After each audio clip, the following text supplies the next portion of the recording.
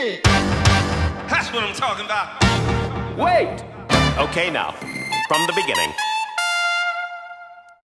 Барбара, будь ласка.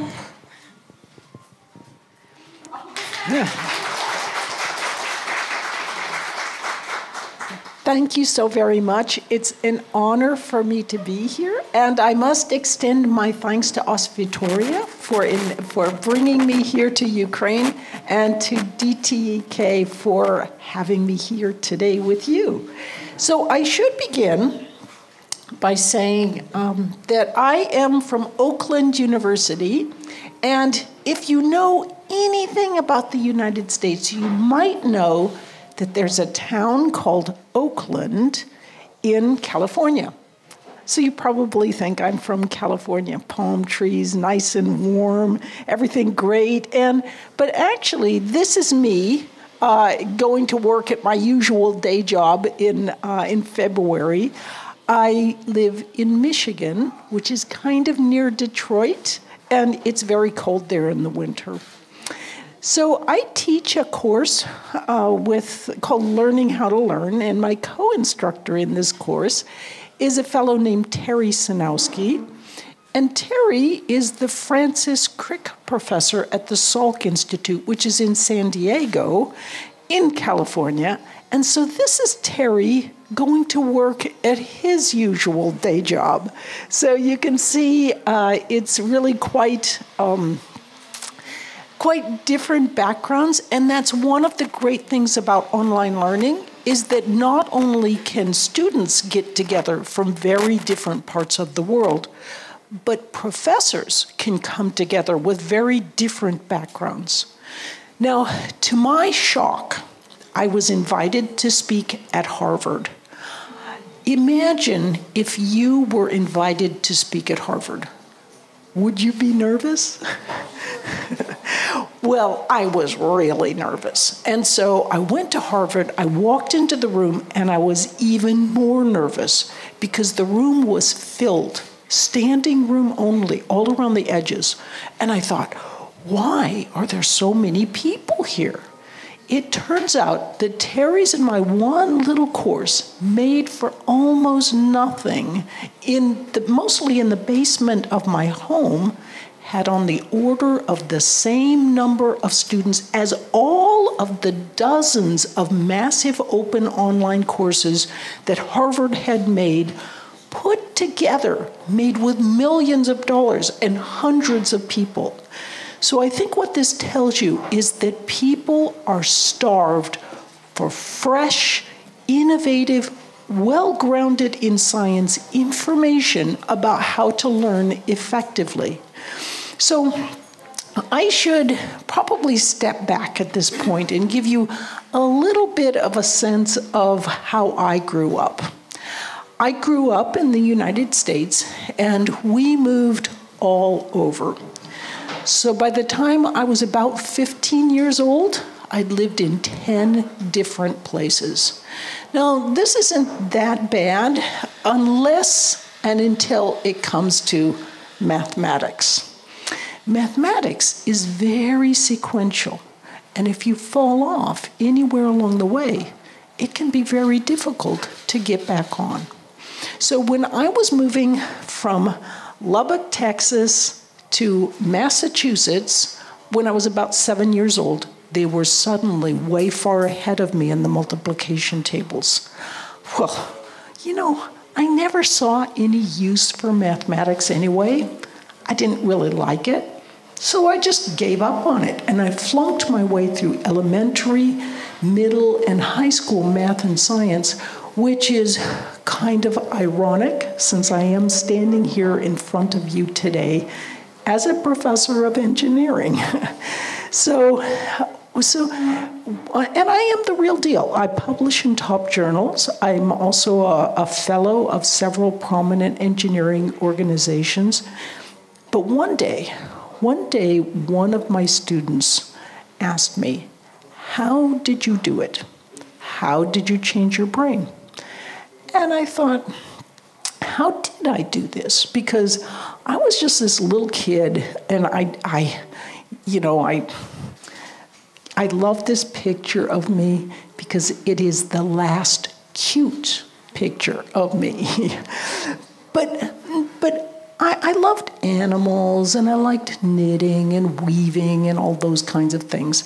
And I wondered, what could I do when I grew up? Because I certainly could not do anything technical. And I thought, I want to learn another language. Because I grew up in a resolutely monolingual household, and you can guess what language I spoke. And so, but I couldn't afford to go to college and learn a new language. But I found out there was one way to learn a new language and actually get paid for it. And that was to join the Army. So you see, that's me. I'm looking super nervous, about to throw a hand grenade. If you knew how clumsy I actually am, you would know why I look so nervous. But I did learn another language. I learned almost the right language.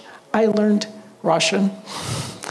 И это уже 40 лет с тех пор, как я говорила по-русски, и поэтому мне стыдно, я забыла почти все.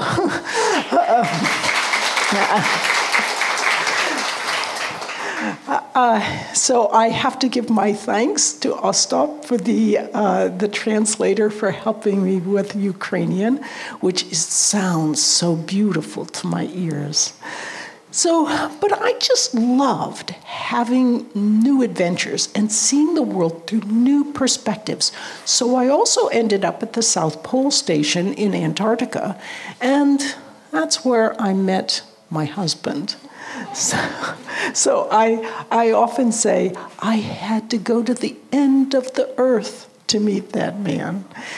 But the thing is, he's actually here today in the back of the room, and 35 years later, he is still my hero.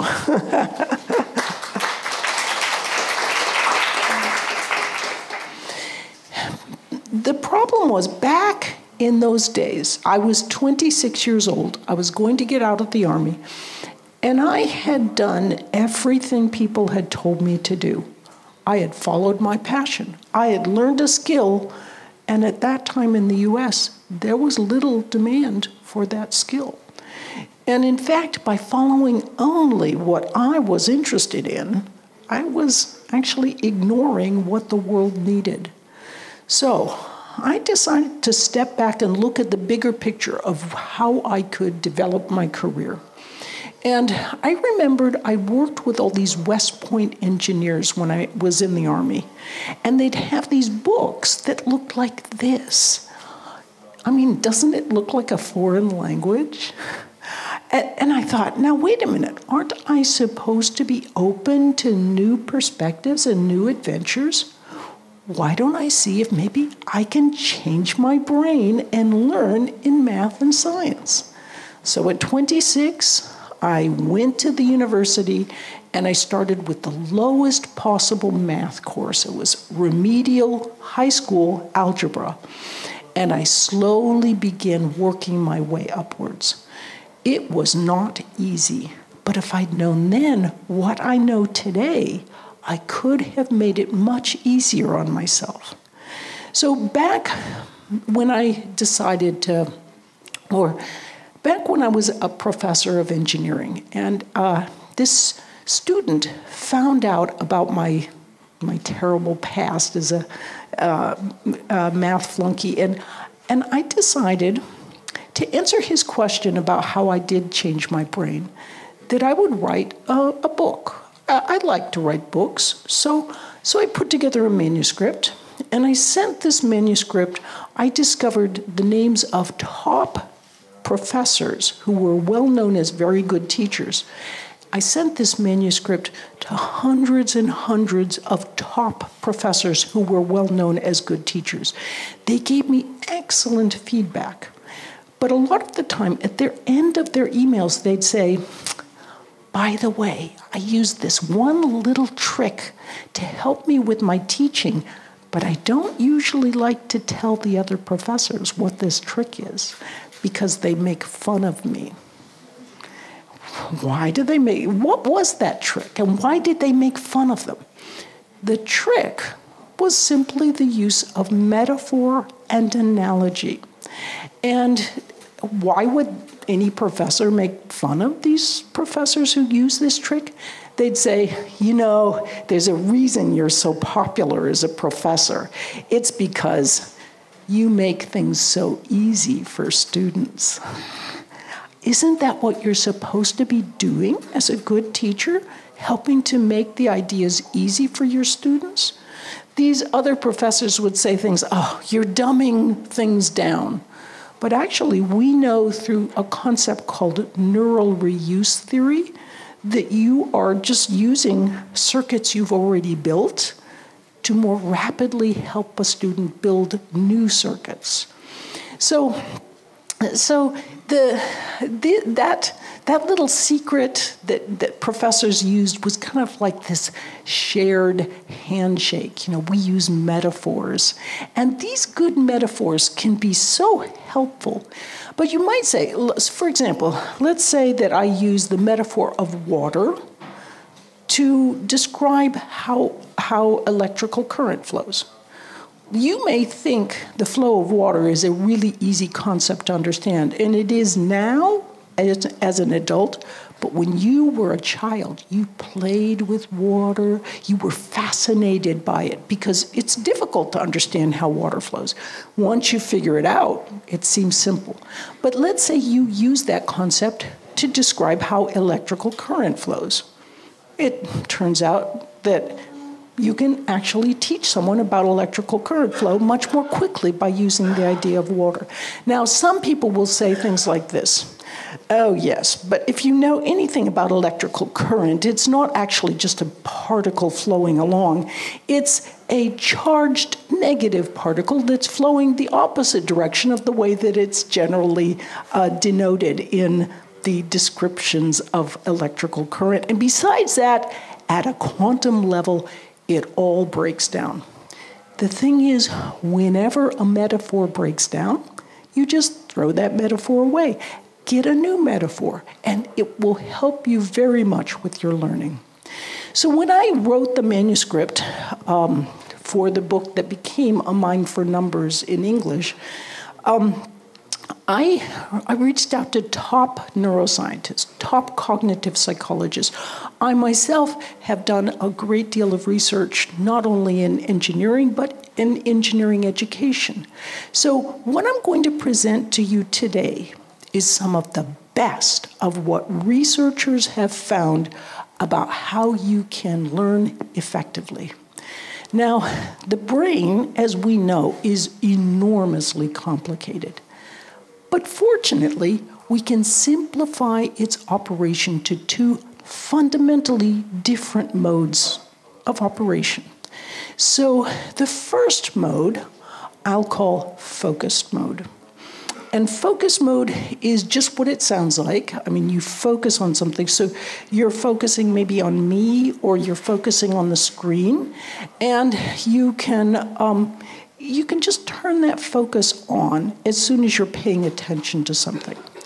The second mode of thinking is, I'll call it the diffuse mode of thinking. And this mode, you still have thoughts going through your head, but they're much more random. They're not focused on anything.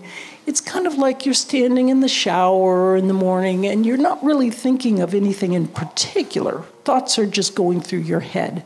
Or maybe when you were walking into this lovely building this morning, you weren't really thinking perhaps of anything in particular, just random thoughts, maybe about what you would be doing today. Or you may be riding a bus or falling asleep. All of these are times when you use the diffuse mode of thinking. So we should use a trick to help you better understand how these two modes work. What is the trick we should use?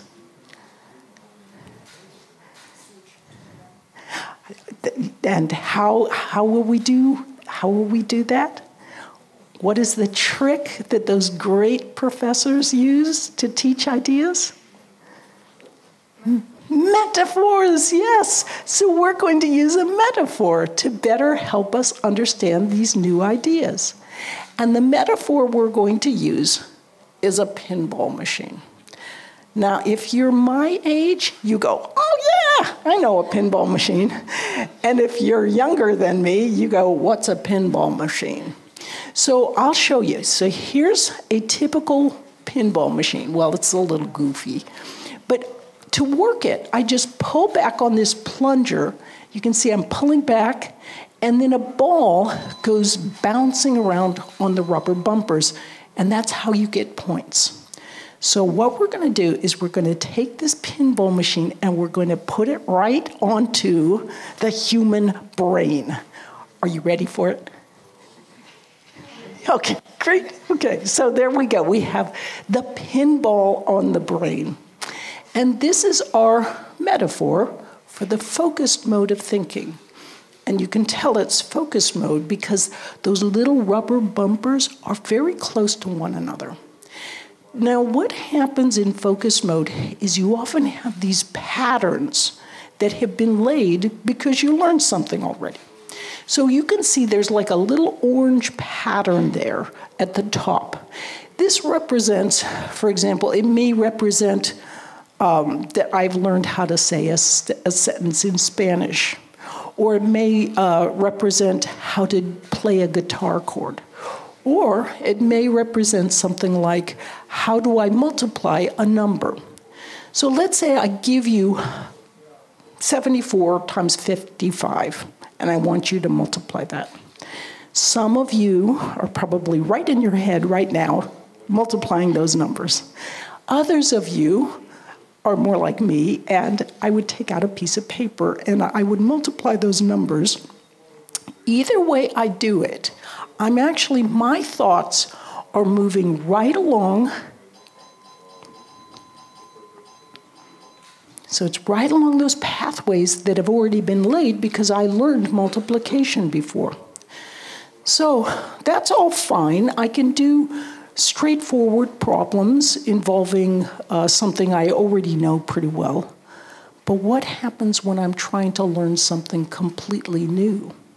So for example, let's say that upper pattern is multiplication. And the lower set of patterns is something that you will be learning, like division. But you haven't laid those patterns yet. In fact, you don't know how to put the patterns there. How do you learn something new? You don't know how to put the patterns there. Once they might start getting there, you don't know how to access them or use them. So, how do you learn something new? What often happens is this. Have you ever sat there with a problem, or something difficult, and you look at it, and you focus on it, and you work on it, and you start getting more and more frustrated because you cannot get the right answer? Have you ever had that happen? Yeah, I sure have. What is often happening is you're starting to work on something brand new, but your mind slithers back to where it was, all those patterns it already knows. So let's say you're learning division. You start to work your first difficult division problem, but your mind slithers back to multiplication because it's so much more comfortable and you know it really well. But you can't solve the problem. You cannot get the right answer. So you work and you work and you work, and you cannot get the right answer, and finally you shut the book. You're frustrated. You walk away. You go and have some of that delicious Ukrainian food, or you just take a break of some sort. And then when you come back, well, here's what's happening when you're taking the break. Your mind opens a completely different set of circuits. This is the diffuse mode. And watch what happens when you're in this much more relaxed way of thinking. See?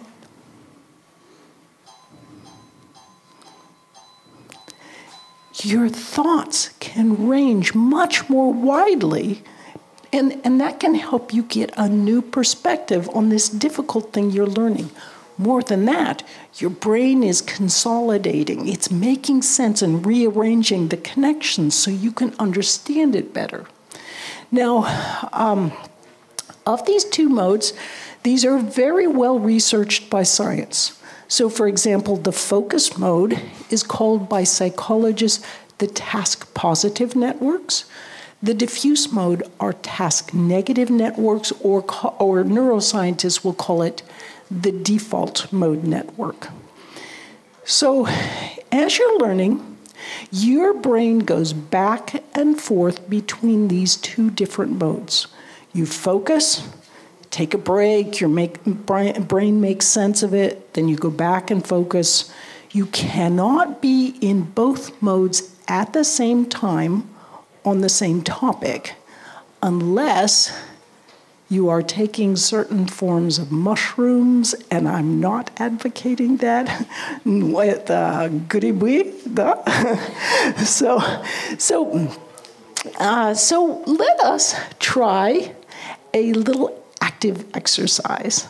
So what I'd like you to do is I would like you to turn to someone, and my hope is it will be someone you have never met before. So that might be someone who's beside you, behind you, in front of you, just someone you've never met.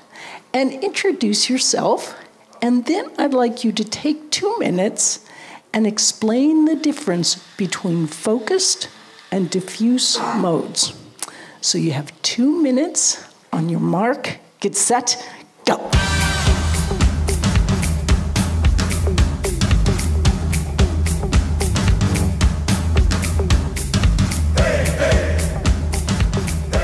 So, I want to point something out to you. When you momentarily, you took this break and you turned to someone else, you momentarily went into the diffuse mode. Didn't you feel it? I mean, it was like there's a little bit of a new perspective on what I was just saying. It wasn't just you sitting there and following along with what I was saying. It was, oh my goodness, I'm thinking about this. And going into the diffuse mode was probably helpful for you. Did you feel like you understood what I was talking about much more after our little break? Yeah, because it helps with that. And we're going to talk later on a little bit more about why these tiny little breaks can be so helpful. So the thing is, I should give you a little example of how this kind of thinking can be helpful. So are you taking tests at present? Do you take tests for your work or another course that you're studying, something like that? So what do they tell you here in Ukraine? I've been told I have to stay back here. I have to stay away. I'm like, no, I want to come up and speak with you. But do they tell you that you should do the easiest problem first when you're taking tests? Start with the easiest problem? Or do they say start with the hardest problem?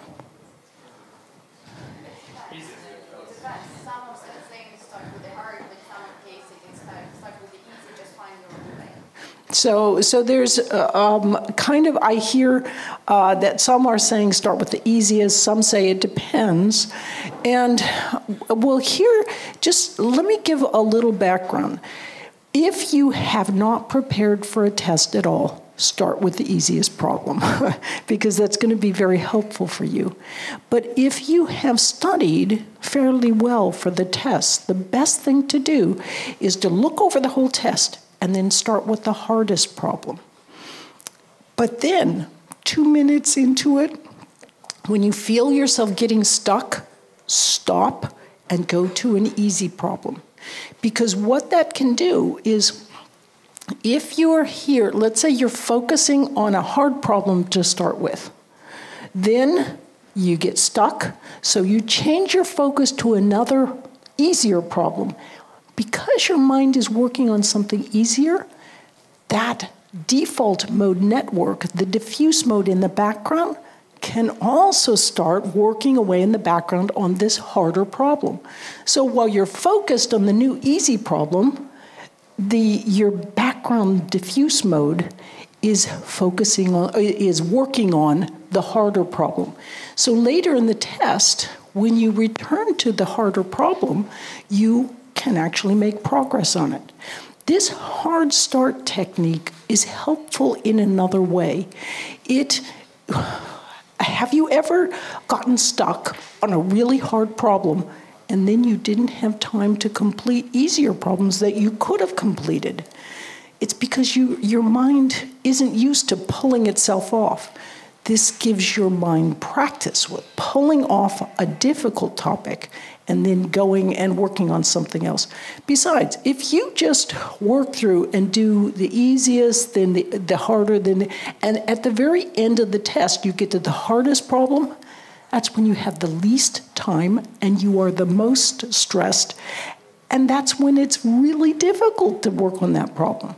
So try this hard start technique. It can be very, very helpful for you. Now, sometimes people will ask me about meditation. So I just want to discuss how meditation may relate to some of these ideas, focused and diffuse networks. It seems that there are two really different families of meditation. The first family involves focusing. So it's like mantra type meditation. So that is indeed using the focus mode to keep your focus on one thing. The second family of meditation is called open monitoring type of meditation. And this family includes mindfulness. This family is involved in diffuse mode kind of thinking. You sometimes have to focus on a little mantra to begin getting going with open monitoring. But in general, once you get into open monitoring, it's much more wide-ranging.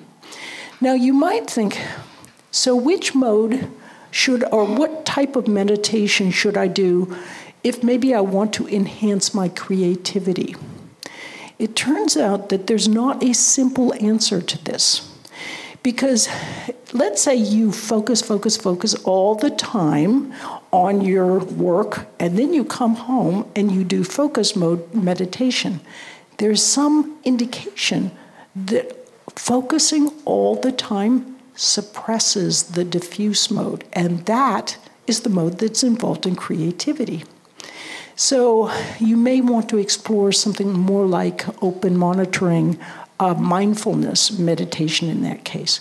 However, let's say that you, like me, I am super anxious about things. I'm always like, what can go wrong? And for someone like me, if I go into open monitoring kind of meditation, what are the thoughts that randomly arise in my mind? Really anxious thoughts. So for someone like me, it actually can be more helpful for me to go into mantra kind of focused meditation. It gets my mind off of negative thoughts, and then I'm actually happier and I can be more creative as a result. So it's just, I think it's helpful to be a little aware of meditation is really markedly related to these kinds of ideas of focused and diffuse modes. But we want to be aware that it's not one size fits all, that all meditation types are good for everyone. So I also want to give you just a little sense, a way of holding in your mind one picture that helps you remember about focused and diffuse mode. You can kind of think of it as when you have this diffuse mode, you have to push your thought up into focusing. You actually have to put some effort to get it on the focus table. And your thought will stay focused for a while. And then it will sometime or other fall back into diffuse mode. And that's when you catch yourself looking outside, instead of focusing on what you want to be focusing on. It's natural for people. You can only focus so long. But some people have it's like they lose their focus more frequently than others. They've got a little bit of attentional, it's called a disorder, but it actually doesn't necessarily have to be a disorder at all. It's just a way of viewing the world where you're distracted more easily than others. And from an evolutionary perspective, that could be a very positive thing because, if you're focused intently, you're going to catch that rabbit. Yes, I'm going to catch it. Oh, and then because you're so intently focused, something sneaks up on you. So if you're like focused, yeah, but what was that? Yeah, I thought I heard something. You're easily distracted. You have more of a chance of surviving the predators who might want to attack you. So I know what you're probably thinking. You're thinking, we've got another one of those really theoretical professors here who gives us this theory about learning focused and diffuse. Who has time to go back and forth between these modes when they're learning, especially since we here in Ukraine are involved in a topic called procrastination? So, actually, everywhere I go in the world, the number one problem of students is procrastination. So you can learn anything you want about how to learn well, but unless you can tackle the problem of procrastination, you can't sit down to even begin learning. So it's important for us to spend a minute or two learning about procrastination. So as it turns out, when you just even think about something you don't like or don't want to do, it activates a part of the brain that experiences pain. So here's what the brain will do when it gets this pain. You think about something you don't like, you get this unpleasant feeling like, ooh, I don't want to work on that economics, I don't want to work on math, I don't want to work on language study. And so then your mind funnels its attention to some other idea, and the result is you feel happier almost instantly. Yes, I'm on Facebook. I just went to Twitter. Oh, I love it. It's so fun. And you've just procrastinated when you've done that.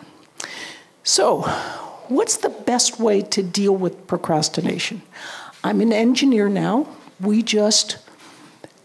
are interested in solutions. So I will give you the best solution for procrastination. It is the Pomodoro Technique. And this technique was invented by an Italian, Francesco Cirillo, in the 1980s. And everything we know from neuroscience says that is a really, really smart and useful technique. So he didn't know it when he was first developing it in the 1980s, but he was spot on. He really understood how to make something that's useful for people. Now, how many here have heard of the Pomodoro Technique? Okay, how many have heard of the Pomodoro Technique because of learning how to learn? Okay, I think some of the things, one of the reasons that people often do not hear about the Pomodoro Technique is because you can't make money off it. So, but it's so simple and so elegant that we'll use it because it's just so useful. So to do this technique, first you turn off all distractions. Now, I know you. What do you want to do? You want to reach for that cell phone, don't you? It's right there. You can see it. And you're just going to check a little message and see if something's there. You think it's so innocent. It's actually not innocent. You want to turn off all text messages on your cell phone. Maybe put it away, even in the other room, if you have difficulties being distracted by this cell phone. Set a timer, any timer. I have a little digital timer on my laptop for 25 minutes, and then focus as intently as you can for 25 minutes. Now, if you're like me, here's what I'll do. I'll catch myself procrastinating. And I think a little procrastination's okay because it keeps my mind fresh. And I'm looking at new things and I'm getting a little diffuse mode. But then I realize, I better get this task done. So I put away all distractions. I set the timer and I work. I work so intently, you would be absolutely amazed at how hard I'm working. Sweat is pouring off of my brow, and I can't help it. I look up at the timer, because I know I'm almost done with the Pomodoro, and I've just done 2 minutes of the Pomodoro. And my mind screams, I can't do 23 more minutes. But I just do the Zen thing. I let that thought go right on by, and then I return my focus to what I'm working on, because really anybody can do 25 minutes. But then comes the most important part of the Pomodoro, and that is to give yourself some kind of reward, something that really feels comfortable and nice to you. So what can those rewards be? They can be something like, okay, I have to ask, how many of you at home have a pet? Like a cat or a dog? Okay, so a fair number. Pet your cat or dog. So pet them. Doesn't that feel nice and soothing when you're doing that? Or perhaps you have a favorite song. Listen to one of your favorite songs. Maybe even dance to your favorite song. Get up and move around a bit. Maybe have a cup of, I'm really impressed. Ukrainian coffee is excellent. And if so, have a cup of coffee or tea or herbal tea. Should you get out your cell phone? Yes? Who says yes? No. Yes, that's right. When you get out your cell phone, here's what you're doing. You've spent this time learning, and then you get your cell phone out. You are immediately going from relaxed, diffuse mode back into focus mode. So you're not actually relaxing your brain. You're saying, I'm just going to check my messages. Oh, wait a minute. I got a message from Igor. Okay, I better respond to that. And you're back in the focus mode before you know it. And your mind becomes very tired when you're doing this kind of thing. So let's say you have a 2-hour period where you really want to get some studying done. So if you're a parent, good luck with that. I've been a parent, I know. So, but the thing is, so you want to do a Pomodoro, take a 5-minute break. Okay, so that's a half an hour. Pomodoro, 5-minute break, that's an hour. Do the same thing again. And when you have completed those 2 hours, after that 5-minute break at the very end, where you are relaxing mentally, then go off and do whatever, check your email or something like that. So this is, if you really want to focus effectively, this is a fantastic tool. Remember that social media is designed to be addictive. It's not healthy for you mentally. And so, some of it is fine, but you want to teach yourself to focus when you need to focus. And this technique is an outstanding way to do that. Now, I should take you, learning is like baking a cake. It has so many different ingredients. And if I just focused superficially on some of the aspects, I'd miss perhaps one of the most important aspects of all, and that relates to, that relates to the neuron. And the neuron is, it's one of the fundamental building blocks of the brain, and you've got about 86 billion neurons. And I can see you. You look so bored already. I can tell. It's like, oh no, she's going to go into this scientific stuff and it's going to be super boring. So we are going to spice it up a little bit. And we're going to use, actually, let me go back a little bit. We're going to use a metaphor for a neuron to help you much more quickly understand what a neuron does. And the metaphor we're going to use is that of a space alien. So a space alien is, in our case, it has 3 legs. So you can see it's got 3 legs. Those are analogous on a real neuron to how a neuron will have dendrites. So in this case, I show 3 dendrites on the neuron. Actually, real neurons can have dozens, hundreds, or more dendrites that come off their body. And then neurons, well, space aliens have like these little toes. So those on a real neuron are called dendritic spines. So they poke out of the legs. And, you know, I mean, yeah, it's weird that the space alien has lots of toes on its legs, but it's a space alien. It can do that. And then the space alien has an arm that reaches up and it reaches out, and that's called an axon. So now we're going to see just how good your translator is. Let's see if he can translate.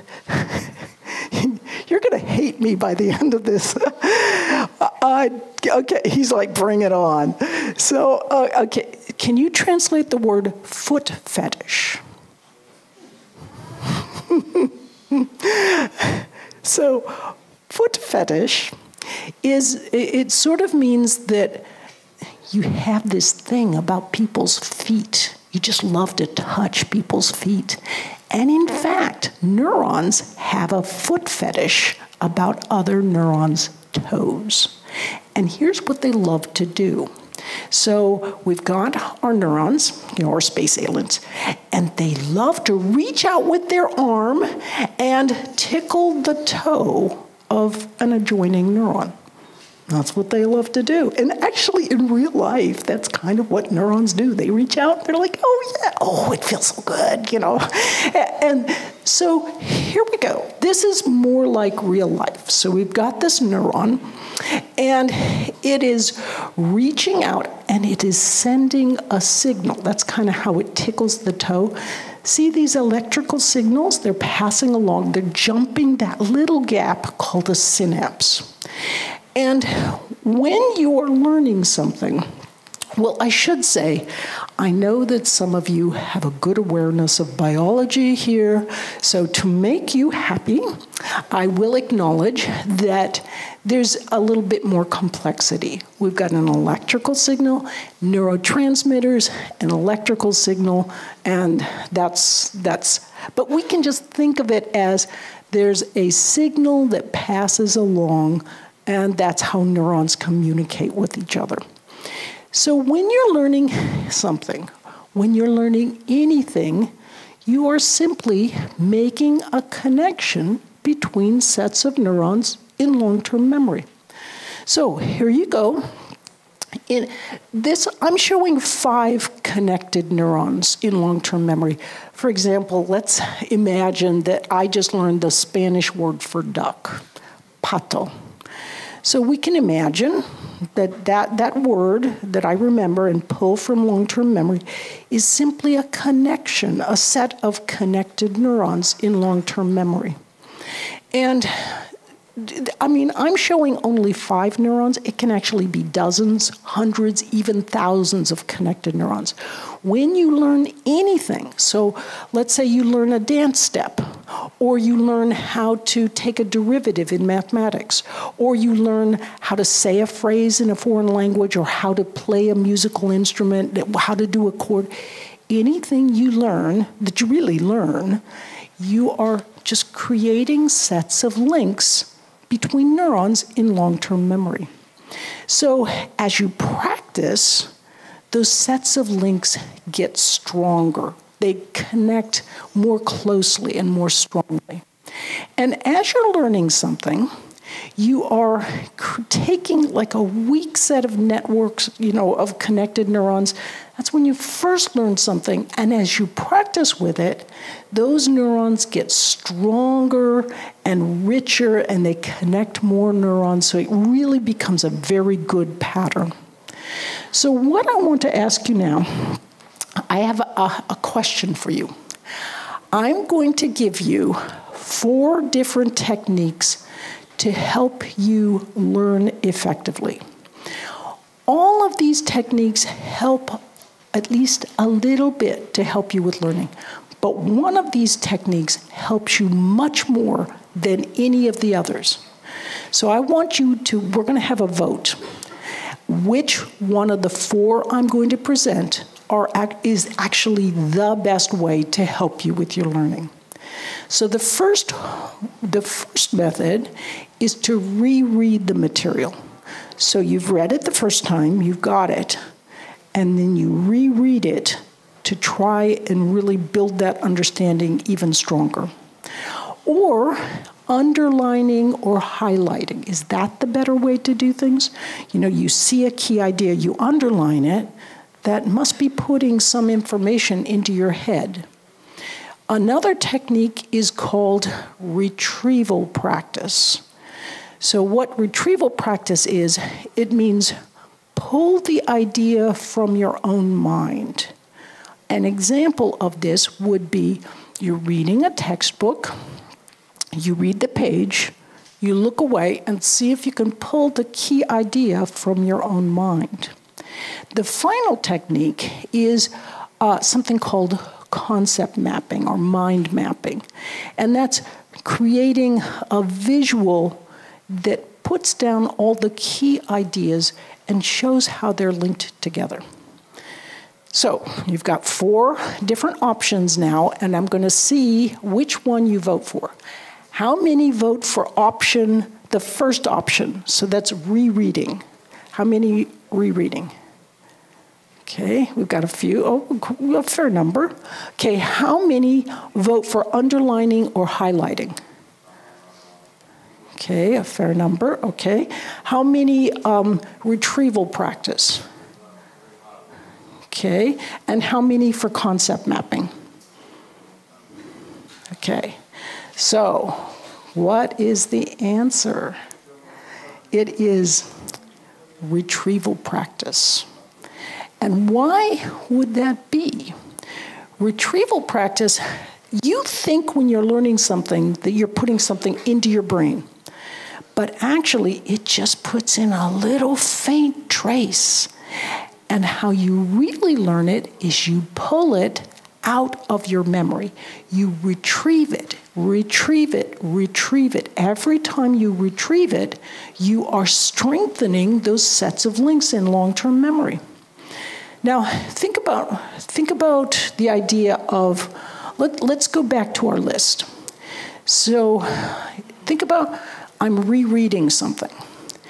Have you ever read a page and gotten to the end of the page and just said, what did I really read? It can be so easy to have your eyes just go over the page. It seems familiar, but you're not actually getting anything in long-term memory. Only when you say, what did I really read, and kind of not look at the page and think about the key idea, that's when you really get the key idea. So retrieval practice, pulling it from your own mind, it's not memorization. You're trying to think, what is the key idea that I'm learning about? It helps you understand these concepts more deeply. If you draw an underline or highlight on the page, you think, I'm moving my hand. Surely something is going on in my brain. But all that's going on in your brain is move your hand. It's not actually, it's much harder to say, what was that key idea, than to just move your hand on the page. And that's why we underline, because it's just so much easier. Now, sometimes underlining can help bring to mind what was that key idea. But to really get it in long-term memory, you need to look away and see if you can recall it. Concept mapping can sometimes be helpful, But a lot of times it's us putting things on pages and maybe rearranging information, but it can do little to actually get it in our long-term memory. Now you may think, but wait a minute. I know what the best way for learning is. It is actually teaching another person. I mean, isn't that right? What is teaching another person? It's retrieval practice. And in fact, almost anything you can think of is retrieval practice. Oh, you're doing a lot of extra practice tests to prepare, which is actually a great way to prepare. You're retrieving. You're practicing in your mind. So retrieval practice is so great because it's a way, before you take a big test, you're giving yourself little tiny tests on every aspect. And if you don't know it, you just check it again. You don't lose points on the ultimate test if you've done all this retrieval practice beforehand as you're preparing. In fact, one of the ways to most reduce stress in test taking is when you're studying, do lots and lots of retrieval practice. Your goal when you're studying is to try to read a page one time. Don't do a bunch of rereading. That wastes time because you want to get it into your long-term memory. So I want to switch topics very slightly, and I'm going to give you a sense of multitasking and how multitasking can be a little problematic sometimes. So again, this is where the Pomodoro Technique is helpful because it helps you avoid multitasking. So what I want you to do is in your head, count from 1 to 10. You can do it in Ukrainian, you can do it in Chinese, you can do whatever language you'd like, 1 to 10. You're probably already done, right? So now count, well, it's A to, so like A to G to G. So you can probably do that really easily. Now I want you to go 1, A, 2, B, 3, C. Now keep going. Your faces look so tortured. It's harder, isn't it? You just get on one thing, and then you got to switch your mind to another thing, and then back. This is what multitasking is actually doing in your brain. You're focusing on one, and then your colleague comes in and you start talking about something different, and then you go back, and then you go, and every time you're focusing, focusing, you're actually having to pull up your neural roots on one topic and then switch to another topic and then back. And mentally, it's really quite exhausting. So if you can get these little periods where you can really focus effectively, that is really helpful for you, and it will be less mentally exhausting. So I do want to point out that we talked a little bit about metaphors, and here's our metaphor. And this metaphor is for, let's say this is water flow. And what happens if I am using that metaphor for water flow to give someone an idea of electrical current flow? I'm just using that set of neural circuits to build a new set of neural circuits much more easily. So what I'd like you to do, let's take 2 or 3 minutes now, and I would like you to just share with 2, 3, 4 people around you, and I'd like you to discuss when have you used a metaphor that has helped you with your learning? And just kind of get a sense of, what's a good metaphor that helped you? And if you have a good one, share it with your group. On your mark, get set, 3, 4 minutes, go.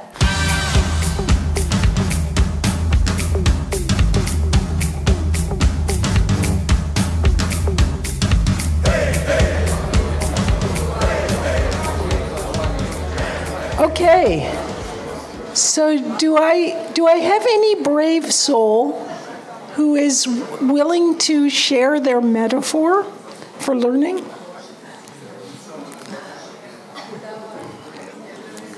Bye-bye.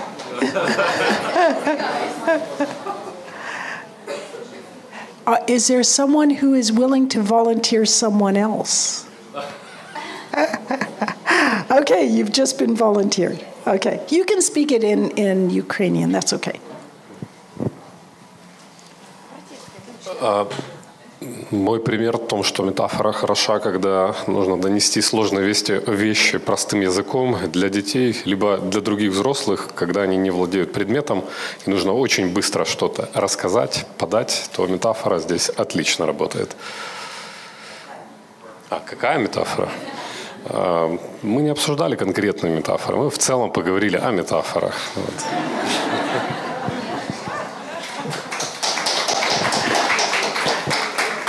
Okay, that's a great introduction. Does anyone? Okay, Евгения has. Okay. У нас был хороший очень пример. У кого, коллеги, есть проблема с запоминанием имен? Кто есть такие? Вот, да, вы не представились, как вас зовут? Наташа? Вот Наташа предложила классную технику. Это, когда вы смотрите на человека, с ним знакомитесь, надо очень быстро на начало имени его буквы придумать какое-то прилагательное. Например, Наташа какая? Нарядная. Наташа нарядная. Теперь все мы точно запомним Наташу. Excellent. Yes, that is a great, great technique.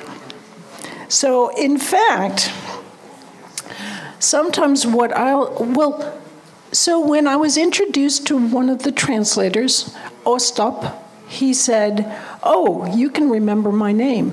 It's, oh, stop." I don't know if you can. And from then on, I couldn't forget his name. Sometimes when I'll introduce myself, have you heard, there's a famous actress in the United States called Barbara Streisand. So I'll say, hello, I'm Barbara, like Barbara Streisand, with the big nose.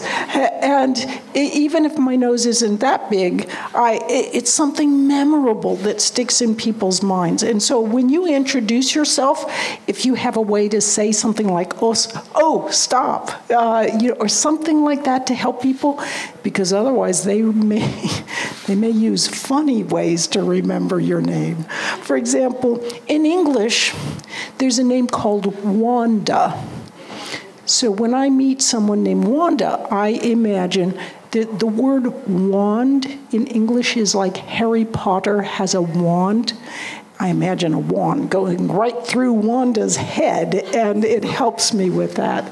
So we are actually using things we already know as a bridge to help us remember these new ideas. But what happens? I had a student once who came up to me, and he had done terribly on this statistics test. He'd flunked it. And he showed me his test. It was all red-lined. He said, I cannot understand how I could have flunked this test. I understood it when you said it in class. What did he do wrong? He understood it when I said it in class. He built some of the concepts, but... So she's saying sometimes the brain is cleaning unnecessary things. And if you understand something and then don't use it for 3 weeks, here's what happens. Your connections you made, your little synaptic janitor just cleans them away because you're not using those neural connections. So indeed, here's what happens when you're learning something. So what's happening is little dendritic spines are starting to emerge from your dendrites and make connections, but they're just starting. And the time when those connections really take place, it's at night when you're asleep. So look at this. Wow.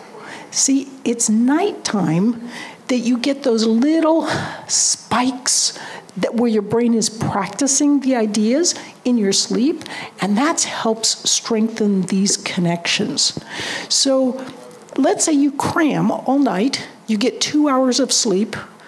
You can't actually build those neural connections because you don't have the sleep time to help you strengthen those connections. I see some people who have done some cramming here.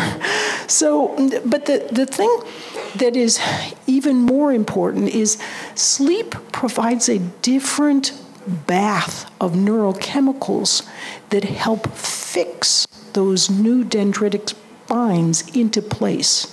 So it is really one of the most helpful aspects of learning. And this, I'll show you. If you look, you are all now budding neuroscientists, and you recognize that this is a dendrite. And it's got all these little dendritic spines, the toes that are popping out. This is a living dendrite before learning and before sleep. And this is the exact same living dendrite after learning and after sleep.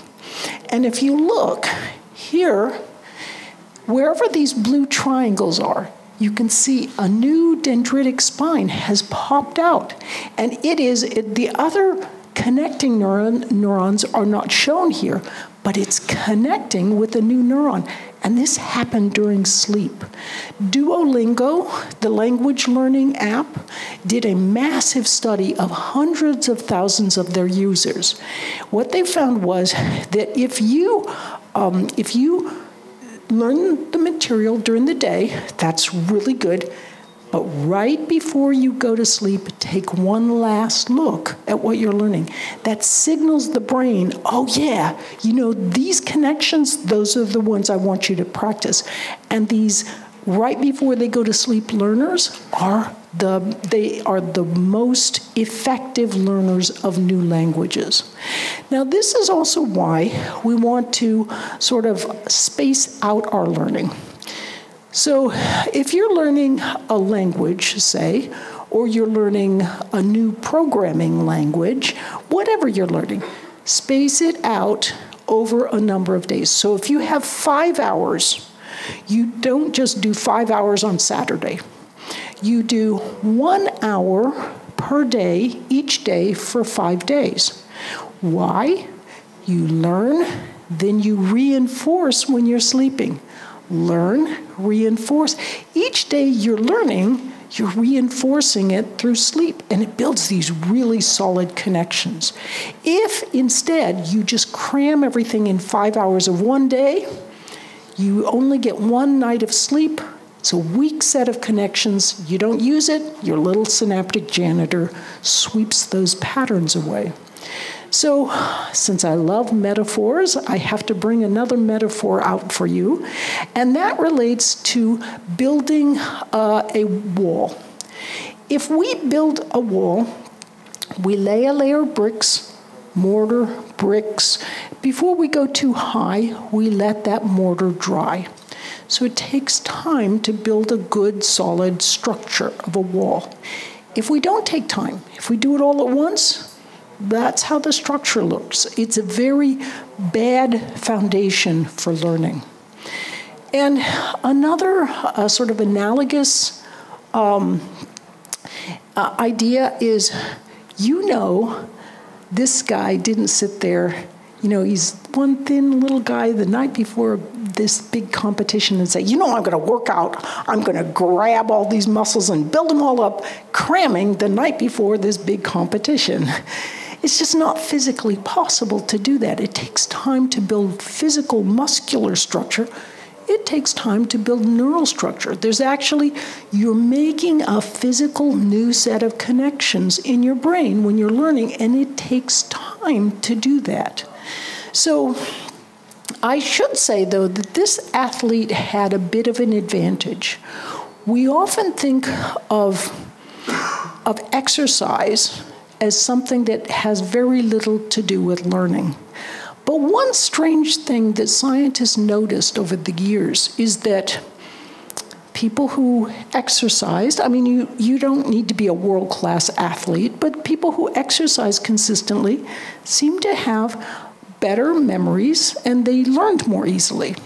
But nobody could figure out why. But in the last couple years, they finally figured out why this happens. When you exercise, you produce in the brain a substance called brain-derived neurotropic factor. It's abbreviated as BDNF. And here again, you see a dendrite. Can you imagine what happens if you sprinkled that dendrite with BDNF in a way that's somewhat similar to how BDNF is sprinkled in your brain when you exercise? Would this get longer, the dendrite? Or fatter? What would happen? Turns out, smaller? Not really, but there is something that is happening. Here we go. Come on, there it is. Okay, in one way you are right. It did narrow a little bit, and what was happening? Why did it narrow a little bit? Because all these dendritic spines are like pulling the substance out of the dendrite and making new dendritic spines.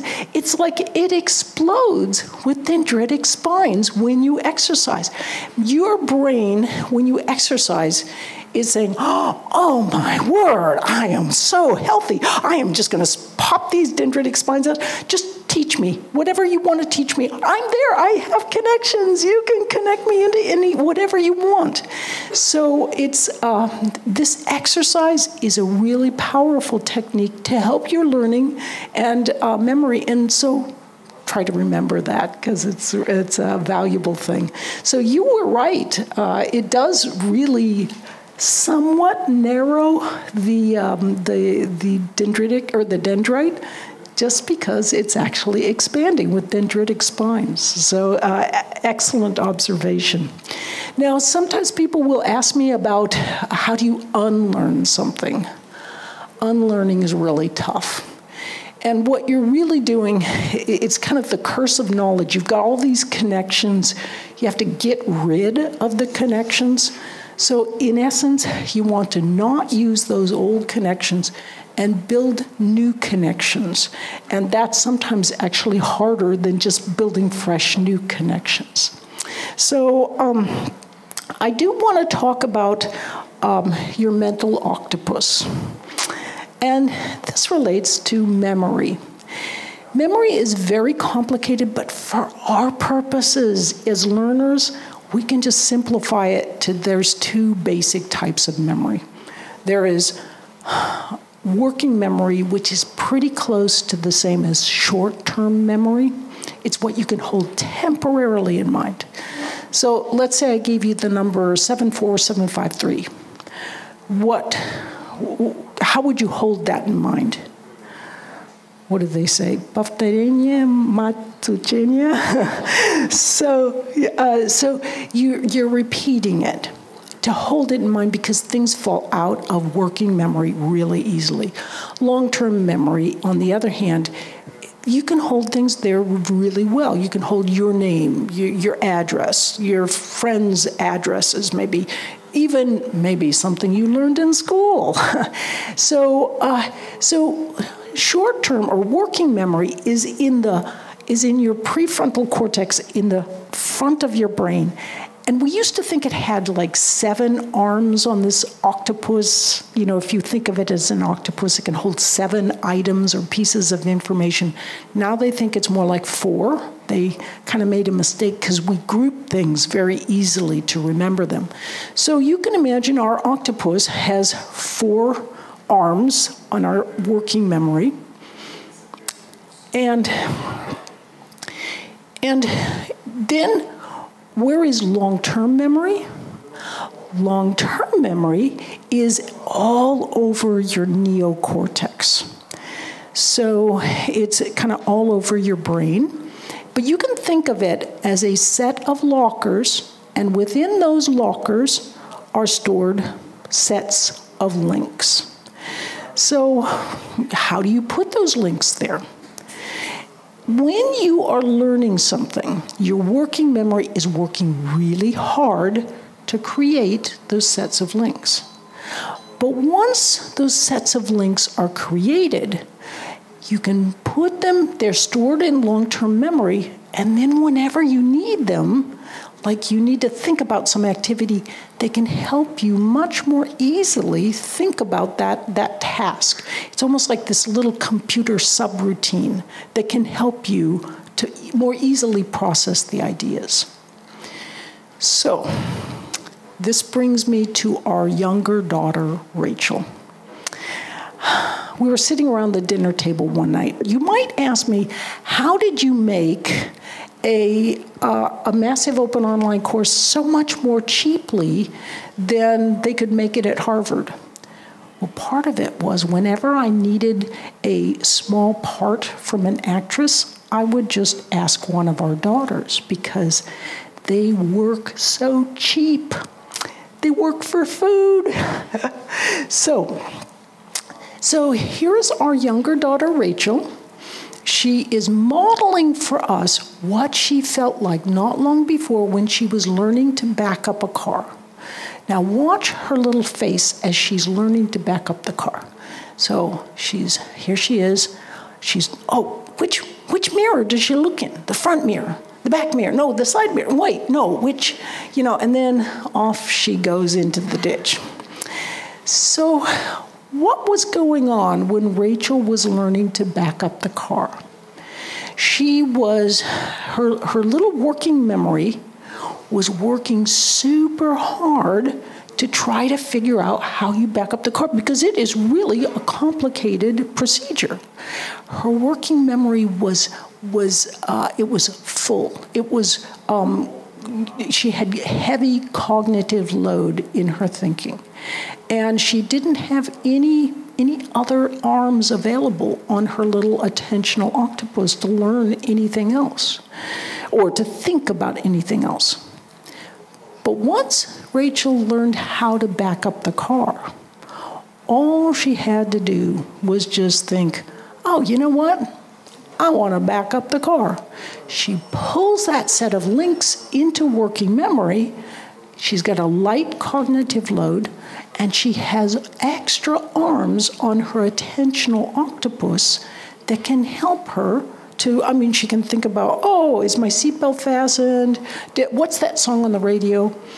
I will admit to my embarrassment that my father only had 2 accidents in the car in his life when he was driving. Both times were when I was speaking with him. So he's driving along, he's just doing the normal thing. Something arises, but he's partly paying attention to me. He can't pull all of his attentional octopus onto the task, and he crashes. So as it turns out, when you're learning anything, it's not just driving a car. When you're learning how to do a math problem, you're learning coding, you're learning a foreign language, you're learning how to play a musical instrument. Whatever you are learning, you are simply creating sets of links in long-term memory that you can easily pull to mind to allow you to more quickly learn this information.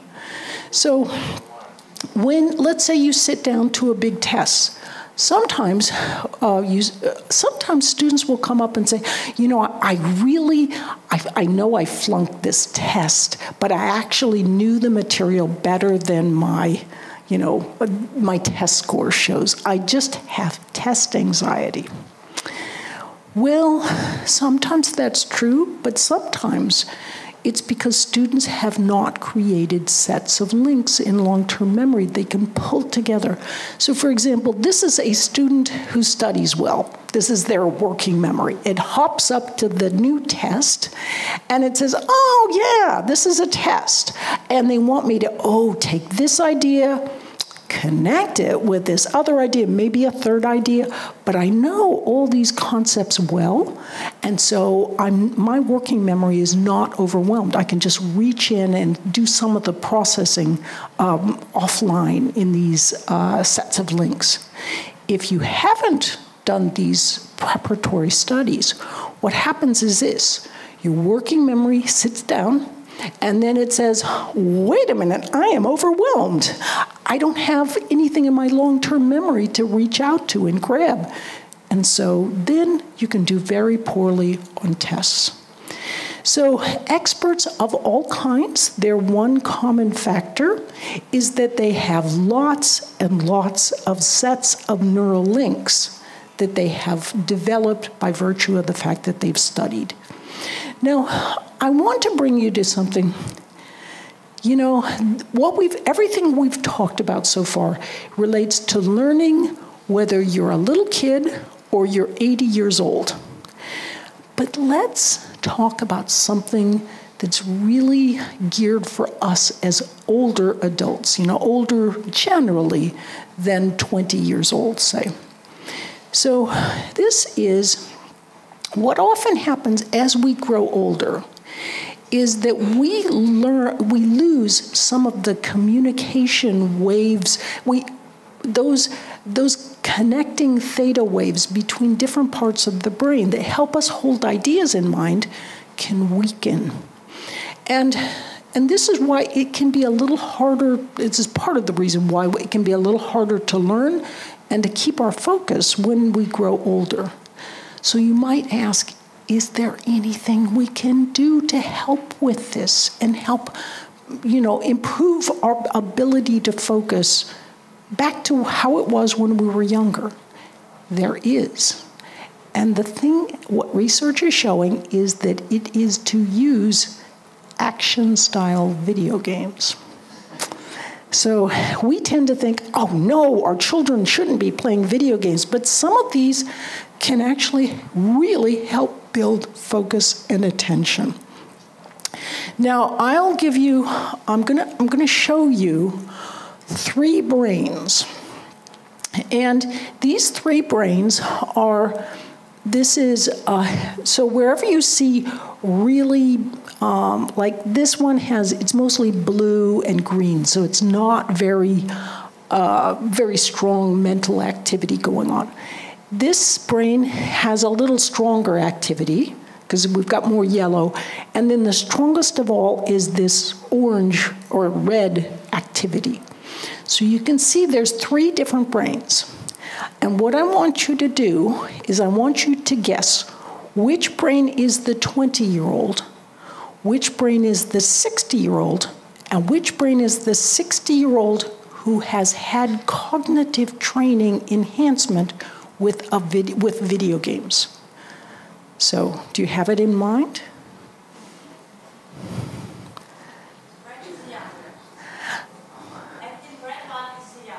Red one's the younger. Okay, so we have a brave guess here. Excellent.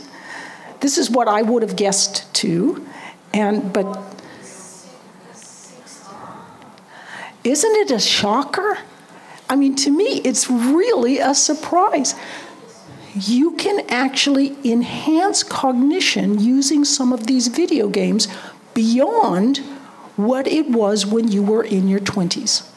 Now, keep in mind, I'm not saying you can increase the number of arms of your attentional octopus. You can't increase the size of your working memory. And anything you see out there that says this will increase the size of your working memory, that's a false claim, because nobody's able to do that.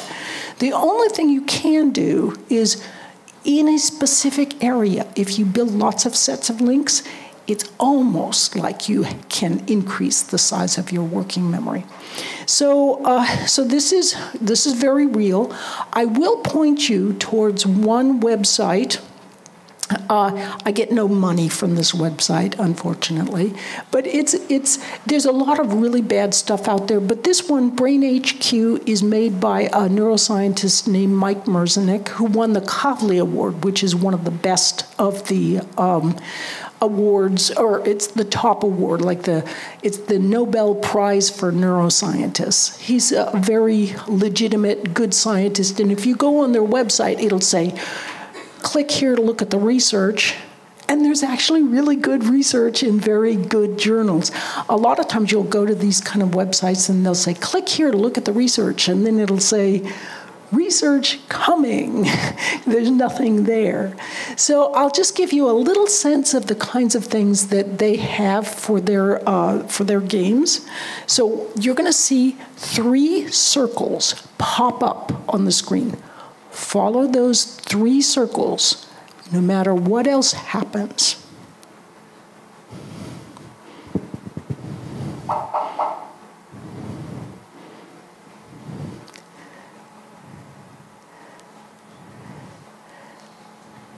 Were you able to do it? Okay, if you can do that, then they do 4 circles with more bubbles, and then 5 and more bubbles, and it gets really tough, and that's just one. They have all these crazy things that can really, like, you do a half an hour of that, and it can really put you to work mentally. Interestingly, some of the most recent neuroscientific studies, so, for example, Adam Gazzaley of University of California, San Francisco, has pointed out that these kinds of games they're good, but they're kind of boring. Actually, if you actually just play action-style video games, it can be much more interesting. So, so don't be shy about having a little fun with some of these video games.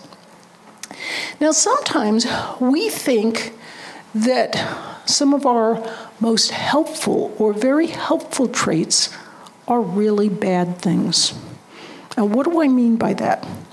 So, for example, sometimes we have a poor memory, and we think that's a really bad attribute. But I am here to tell you that having a poor memory can actually be a very good thing. How is that? Well, think about it this way. So some people, remember how I said that attentional octopus, on average, it has like four arms on it. Some people have attentional octopuses that are like, they've got 10 arms. They can hold all this information at once. They can do all this stuff with it. They're super, good at processing information. Other people, they've got their 4 arms of their attentional octopus. They got it in mind. Woo, shiny. They get distracted by something, and something falls out of memory. But when something falls out of memory, something else comes in, and research has shown that individuals like this are more creative. They can be very creative. So do you have to work harder to put something in long-term memory? Yeah, you do, but you would not want to trade the creativity that it can give you.